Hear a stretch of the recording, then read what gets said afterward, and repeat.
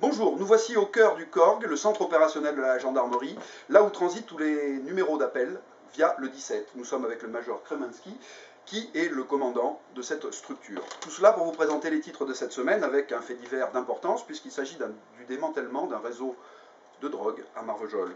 Nous aurons bien sûr aussi une page politique, puisque ce week-end, c'est le premier tour de la législative. Ensuite, un fait divers qui est passé devant le tribunal, une personne qui dépouillait les amis qu'il invitait à manger. Aussi, une page un peu plus dure avec une page économique difficile. À Bagnols, le casino va-t-il définitivement fermer? Bon, pour faire un peu plus léger, nous aurons ce samedi la fête de la transhumance aux airs.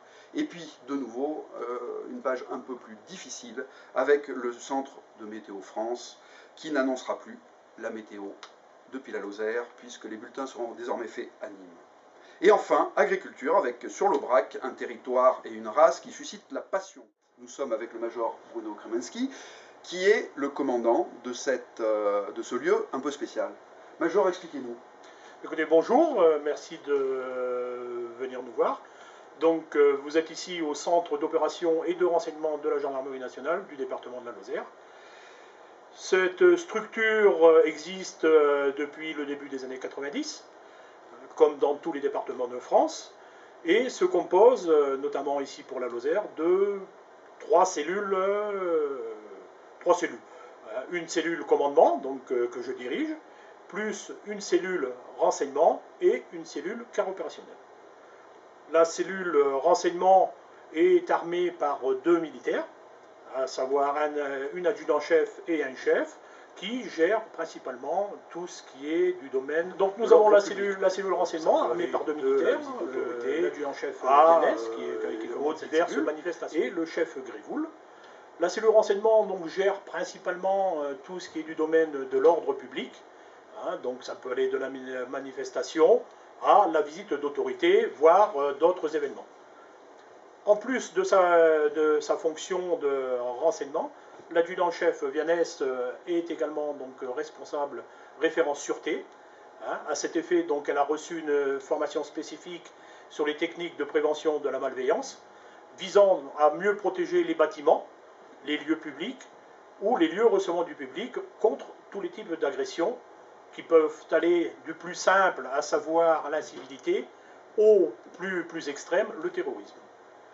L'adjudant-chef participe aux enquêtes de sûreté et de sécurité publique, procède à des études ou des consultations au profit des entreprises sensibles, intervient dans la prévention des vols ou des actes de malveillance dans les lieux ou commerces sensibles, tels que les chantiers du BTB, les commerces de tabac, bijouterie, et tout ce qui est apparente. Véritable conseillère technique, elle peut conseiller la mise en œuvre des dispositifs pour apporter une réponse aux diverses demandes de sécurité des unités de gendarmerie, des élus ou des chefs d'entreprise. Concernant la vidéoprotection, elle intervient au travers de diagnostics, demandes qu'elle élabore plutôt au profit des collectivités territoriales, et des établissements recevant du public. Elle est le centralisateur et l'intermédiaire de la préfecture dans la gestion des installations de vidéoprotection du département. Ensuite, nous avons ici même où nous nous trouvons actuellement la cellule quart opérationnelle, qui est armée par 8 militaires d'actifs, 2 gendarmes adjoints et renforcée par des réservistes fidélisés. Cette cellule est armée 24 heures sur 24 et répond aux appels du 17, des sociétés de télésurveillance et des appels déviés des brigades de gendarmerie entre la fermeture des locaux le soir et l'ouverture au public du matin. Pour avoir un travail correct, nous avons été dotés d'un logiciel, d'une base de données de sécurité publique, appelée donc BDSP, sur laquelle tous les appels arrivent et qui nous provoquent une ouverture d'une fiche. Ces fiches sont renseignées avec l'identité des personnes appelantes et les motifs.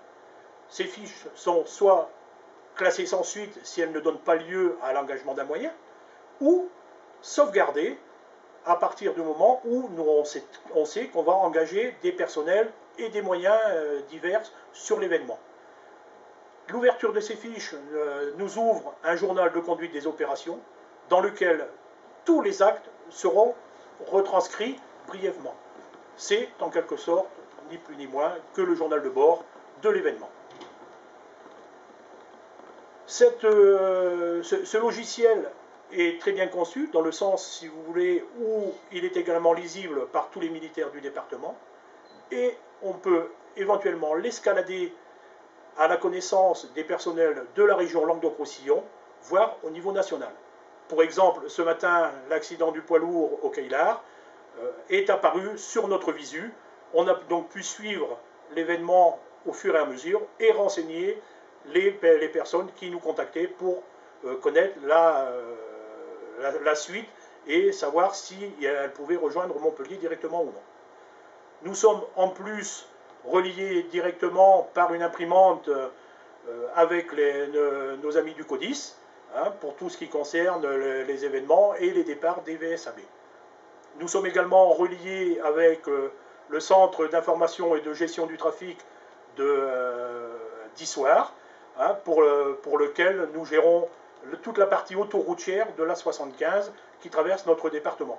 Et nous répondons aussi à cet effet et nous engageons des moyens à travers les demandes effectuées soit par malheureusement téléphone portable où il nous faut tout de même localiser la personne, ou fait directement à partir des bandes d'appel d'urgence. Major, merci. Je vous en prie.